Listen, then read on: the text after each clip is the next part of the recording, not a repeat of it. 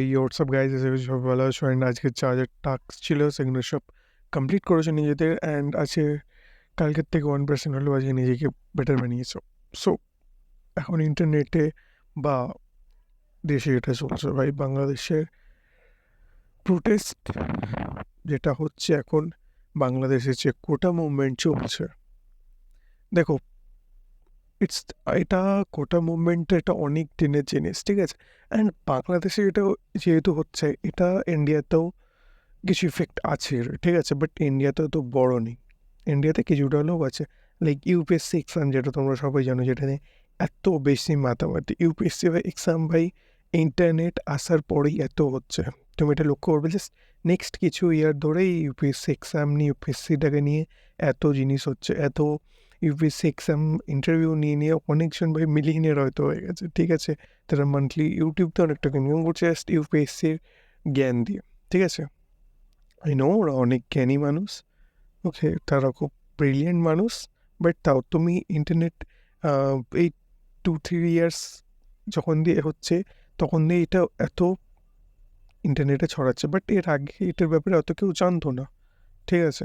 So এটা ইন্ডিয়াতেও আছে। So কথা হচ্ছে আজকে বাংলাদেশের কোটা নিয়ে।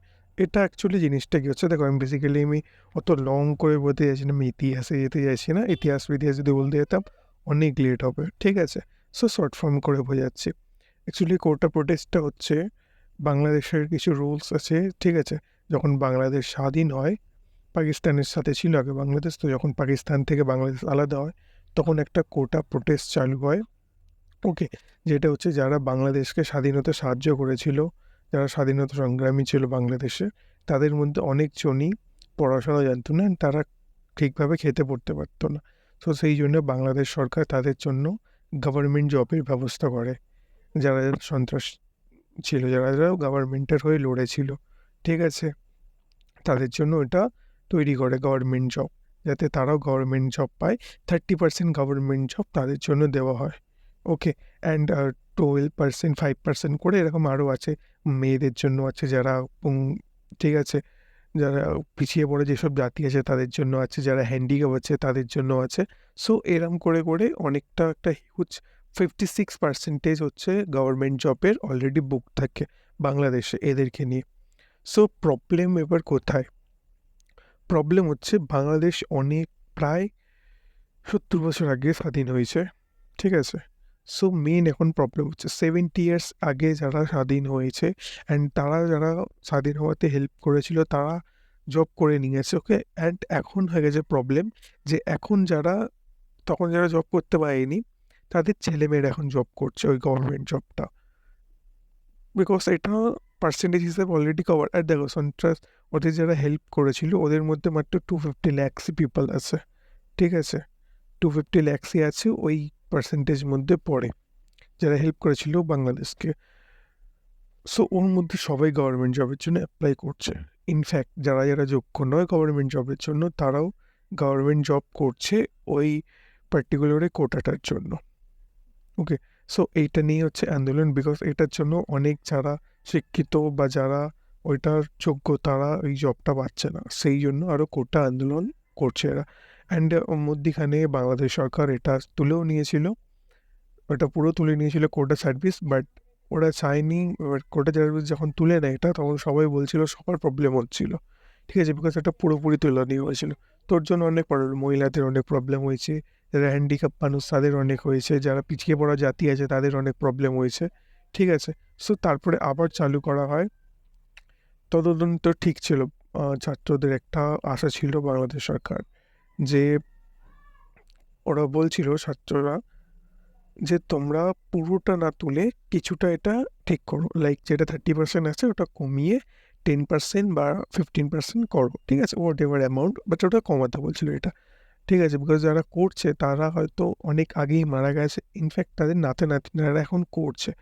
এবার ব্যাপারটা হচ্ছে এইটা না যে তারা করছে বলে এদের রাগ করছে, অ্যাকচুয়ালি ব্যাপারটা হচ্ছে ওদের মধ্যে অনেকেও যোগ্য নয়, তারপরেও তারা ওই চাকরিটা করছে, এটাই হচ্ছে অ্যাকচুয়াল ব্যাপার, ওকে। সো সেই জন্য এরা এত আন্দোলন করছে ওটা সংশোধন করার জন্য।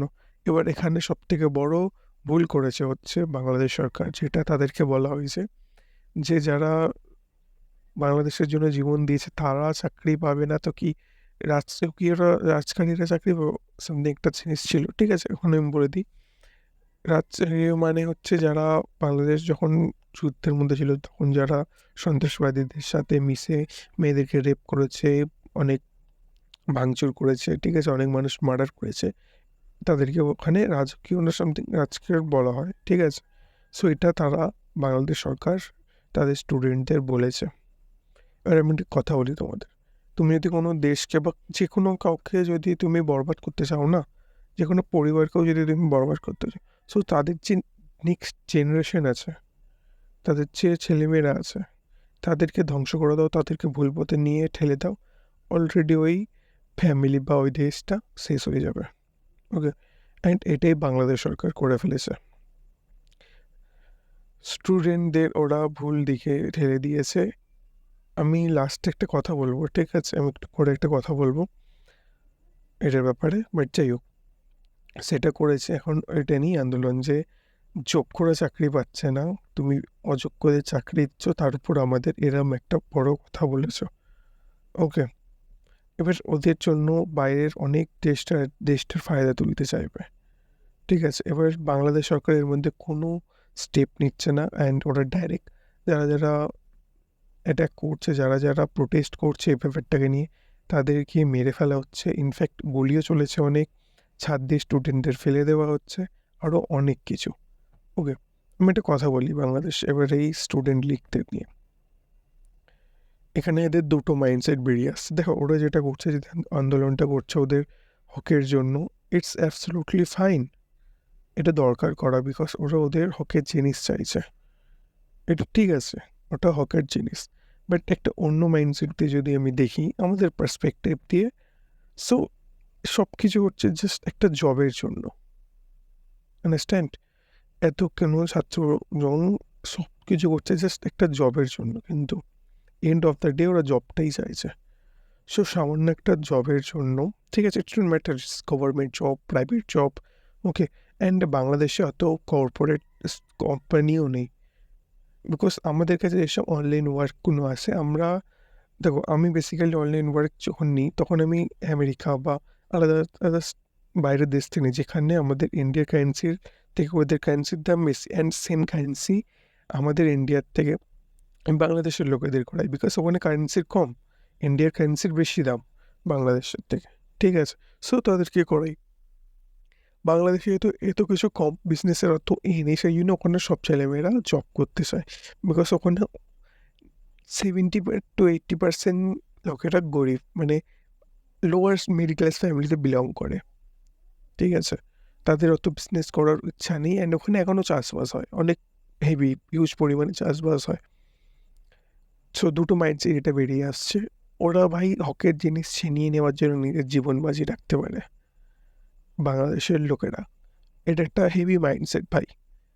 ভেবে দেখো, আজ ওরা জবের জন্য করছে বলে না, এটা যদি অন্য কিছু হতো, তা ওরা নিজের জীবন বাজি রেখে দিচ্ছে, ওদের কাছে কিছু নেই, তা ওরা নিজের জীবন দিচ্ছে জবের জন্য। অ্যান্ড সেকেন্ড মাইন্ডসেট, তুমি একটা জবের জন্য নিজের জীবন দিচ্ছ, হতে পারে তুমি বিজনেস করলে হয়তো ফেল হতে, ঠিক আছে, বাট অ্যাটলিস্ট তোমার প্রাণ যেত না। ইন্টারনেটে অনেক ভিডিও চলছে এখন, অনেক ছেলে মেয়ে মারা গেছে, অনেক ভাইরা মারা গেছে, আমার লিটারালি দেখে আমার বহুত খারাপ লাগছে, ঠিক আছে? যে ভাই, তুমি তোমার ফ্যামিলির কথা না ভেবে গুলি খাচ্ছ, অ্যাটলিস্ট তুমি যদি ওখান থেকে বেরিয়ে একটা বিজনেস ছোটোখাটো স্টার্ট করতে, অ্যাটলিস্ট তুমি তোমার ফ্যামিলির তো পাশে থাকতে পারতে। আজ তুমি নেই তো তোমার ফ্যামিলিকে কী দেখবে? ভেবে দেখেছো কখনো তোমার ফ্যামিলি কী করবে? তোমার ফ্যামিলিকে কে দেখবে? জাস্ট একটা জবের জন্য এত কিছু স্যাক্রিফাইস করছে এত স্টুডেন্টরা, এটাই আমার খারাপ লাগছে। সে এন্ড অফ দ্য ডে তুমি জাস্ট তোমার জবের জন্যই করছো, নাথিং এলস। তুমি চাকর হবে বলে নিজের সব কিছু দিচ্ছ, ইনফ্যাক্ট এতজন নিজের জীবন দিয়ে দিয়েছে চাকর হবে বলে। That's the mindset. ওদের মধ্যে সাহস আছে বাংলাদেশের মধ্যে, বাট ওদের বুদ্ধি এখনো হয়নি। দেখো, আমি এদের ব্যাপারে অ্যাকচুয়ালি কথা তো বলতে চাই না, বিকজ এরা ইন্ডিয়াকে প্রচুর হেট করে, I don't know Y, okay, but এরা প্রচুর হেট করে। সো আমি এদের ব্যাপারে কথা, বিকজ যেহেতু এটা ট্রেন্ডে চলছে এখন, অ্যান্ড অনেক লোক এটার ব্যাপারে জানে না, অ্যান্ড এখান থেকে একটা জিনিস শেখারও জিনিস আছে, সেই জন্য আমি এটাই বানাচ্ছি ভিডিও। ওকে, তো আমার কোনো দরকারই নেই এটা বানানো, আমি জাস্ট একটাই জিনিস শেখাতে যাই যে দেখো, একটা জবের জন্য নিজের জীবনকে কখনো বাজি রাখবে না, ঠিক আছে? ওটা তুমি যদি জব পেয়েও যে একটা গভর্নমেন্ট জব, ওটা পেয়ে গেলে কত টাকা কামাবে ভাই? 50,000, 60,000, 1 lakhs পার মান্থ, এর বেশি যাবে না। বাট তুমি যদি বিজনেসের জন্য এত কিছু করতে না, অ্যাটলিস্ট 5 year দিয়ে দিতে, আই থিঙ্ক বলার দরকার নেই তুমি তোমার লাইফে কী অ্যাচিভ করে নিতে বিজনেস দিয়ে। ওকে, আমি এটা বললাম, দরকার নেই, তুমি নিজেও জানো ডেডিকেটেড যে দিদি করতে। বাট ওখানকার ছেলেমেয়েরা এইটা না ভেবে বেশিরভাগ মানুষই ওরা জব পেতে যায়, দ্যাটস দ্য মাইন্ডসেট। সো নিজের লাইফকে ভাই, নিজের ফ্যামিলির কথাও ভাবো একটু, ঠিক আছে? যেখানে তোমার প্রফিট হবে, যেখানে যেটা তুমি বাজি রাখছো তার থেকে 3 গুণ প্রফিট হবে, সেখানে এই জিনিসটা বাজি রাখো, otherwise it's not fair deal. Okay, আমি যদি 1 টাকা লাগিয়ে যদি 3 টাকা না তুলতে পারি, বা অ্যাটলিস্ট 2 টাকা না তুলতে পারি, তাহলে ইটস নট ফেয়ার, রাইট? আমি আমার জীবন বাজি রাখবো ওই 1 লাখ রুপিস পার মান্থের জন্য? ভাই 1 লাখ রুপিস দিল্লিতে যদি ওদের টাকা, তখন 1 লাখ রুপিস আমাদের থেকে আরও কম হবে। বাট 1 লাখ রুপিস দিল্লির একটা ক্লাব বা মুম্বাইয়ের একটা ক্লাব পাবে, ওড়ানো কোনো বড় ব্যাপার নয়। জাস্ট এক রাতে 1 লাখ রুপিস উড়ে যায় দিল্লি মুম্বাইয়ের ক্লাবগুলোতে, নাইট ক্লাবগুলোতে। অ্যান্ড সেই জব পাওয়ার জন্য বাংলাদেশের লোকেরা নিজের জীবন বাজি রাখছে। ওরা কতটা কোনো পিছিয়ে আছে ভেবে নাও। আই নো ওরা ওদের হকের জিনিসের জন্য ওরা ঠিক করছে, একদম উচিত করছে, but end of the day রেওয়ার্ডটা তো সেই জবই হচ্ছে, তাই না? সো এটাই আমি বলে দিয়েছি যে ভাই, কাজ করো, বুঝে শুনে কাজ করো, ঠিক আছে?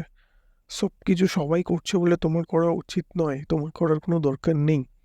ওখানে এরকম অনেকজন আছে, অনেক স্টুডেন্ট আছে যারা বিজনেস মাইন্ডসেটের আছে, ঠিক আছে?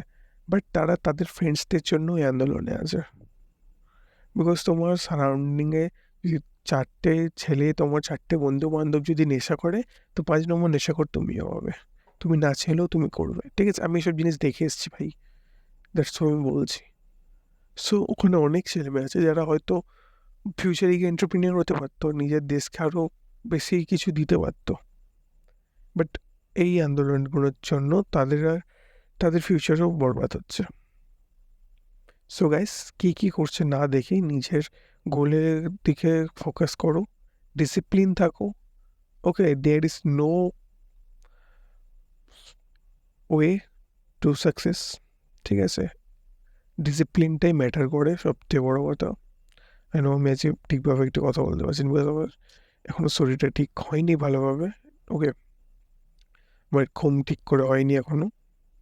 সো যাই হোক, আমি বুঝতে পেরেছি কী বলতে চাইছি, ঠিক আছে? It's not matter you are my hater or supporter. আমি যে পৃথিবীর প্রত্যেকটা আমার সন্তান লাইফে সফল হোক। সো দেখা হচ্ছে নেক্সট ভিডিওতে, ততক্ষণের জন্য বাই।